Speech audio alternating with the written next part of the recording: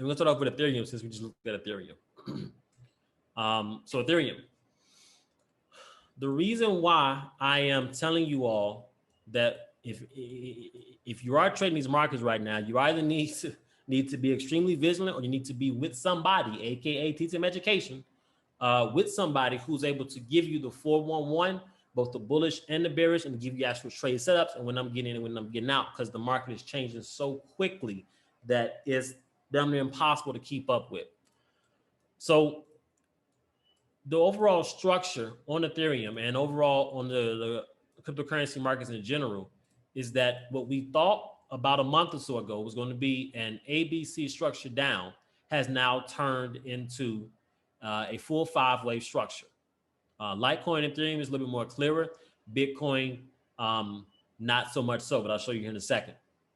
Well, it's very clear now that we now have a 5-wave down. So we have a full impulse down.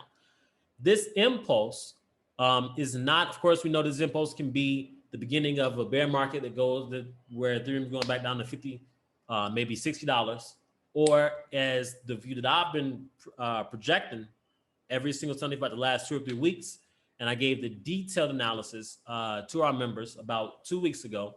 I do believe that we are in an ABC structure. So what I expected to see was I expected to get this full impulse down. And then after that, then whatever correction this takes here, of course, we don't know what kind of correction it's going to take until, like I said, last weekend, take it wave by wave, wave by wave. Is all you can do. After this sideways correction right here, however this resolves, then we're going to be expecting to get another leg down. My target on Ethereum is right around $1,200 to $1,400. Now, when we jump in and we look at the most recent price action, we'll see that we had a triangle. Whether you want to count this as a running triangle or however you want to count it, this is a triangle structure, okay? And I'm expecting that the E wave ended out right here. Now, there are more variations to this. It makes absolutely no sense for me to go into those variations because it's not going to help you trade, regardless of what's going on back here. The most important is what's going on in the most recent price action and where's the next opportunity. Well, the way that I have it counted right now is that this is my E wave, and then we have created a diagonal. So the beginning, a diagonal is usually the beginning of either an impulse or another 3-wave structure down. So what I have is I have 1, ABC2, ABC3, ABC4. Now this ABC4, we saw from the screenshot that I'm expecting Ethereum to get back up to 2666. This is when Ethereum was back at 2414. Right now, we're seeing a perfect ABC structure, A, B, and C. If we were to go into our Fibonacci tool, we see that we are in the perfect zone to be reversing the 100% or the 123.6%. That's usually the zone that we're expecting a retracement from. So this is our box. That means that this ABC structure that we see right now can absolutely be done here. It can absolutely be done here. All right. Even if you go down to lower time frame, I can even show you the 5 waves in this, the 3 waves in here, and the 5 waves in here. But and the reason why I'm still projecting to the downside for Ethereum is because the original algo play that we call from back here, as you see, has not completed. We got a short algo play. We haven't reached our first target. Our first target is down here at $2,200. And I actually dropped 3 or 4 more charts in our Slack group showing you more confluence is the reason why I was shorting the market and expecting to fall down and continue falling down.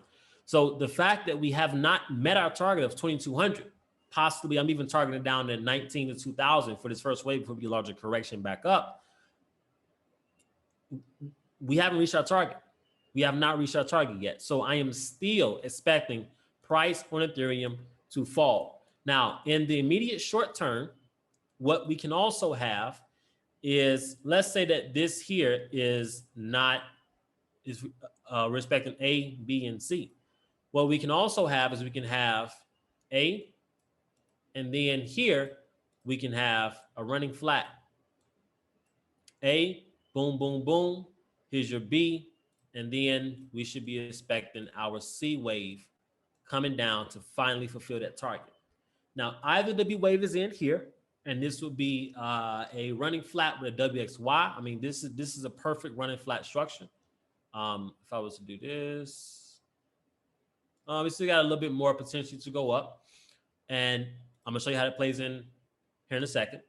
I'm watching right now my 15 and my 30-minute and up to my 1 hour oscillators right now to tell me, is it likely that we will get something like this? Here's your, in this running flat, we have your 3 ways for your A, 3 ways for your B. And then if this is WXY, this would be the end. But I'm also seeing a possibility for us to get 1, 2, 3, 4, and 5. And this would actually be the completed running flat. This would be your C wave, which would be a 3, 3, 5 running flat. Now, as you see, if we do get back up into here, what we'll do is we'll be getting a 50% retracement of this entire move, which in essence means we'll be getting back into the algo play zone to be looking to short the market with a target steal of $2,200. On top of that, when we take our measurement from our A, projected from our B to here, you see that the 1-1 comes in at 25.82. The 1, 2, 3, 6 comes at 26.56, and this is in the same exact zone that we see up here, which is this green algo play zone. That would be the zone that we're looking to enter our shorts. So right now I'm flexible. I'm watching both. And in order to tell me if it's likely that we will see 1, 2, 3, 4, and 5, my oscillators will tell me it's time to get into a long trail in that 15, 30-minute, and 1 hour chart. So if you're watching this and you have access to our course, go and watch our updated, what's called the module on exits application, where we show you exactly what indicators we use to call, to get into these trades, especially a continuation trade that does not come back into the algo play zone.